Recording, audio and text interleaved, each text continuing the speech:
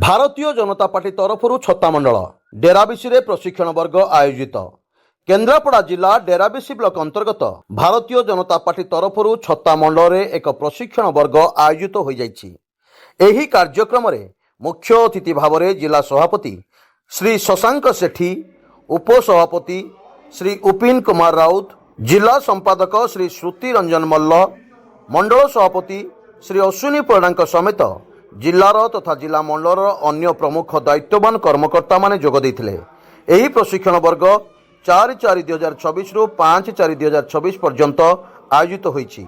एथिरे प्रशासनिक स्तर में समस्त प्रकार सहयोग मिलवा सहित समस्त देवदुर्लभ कार्यकर्ता रूपे समस्ते एही प्रशिक्षण वर्ग को सफल करने को चेष्टा करिसंती। केन्द्रापड़ारू हरिशंकर रिपोर्ट, स्वतंत्र ओडिशा लाइव।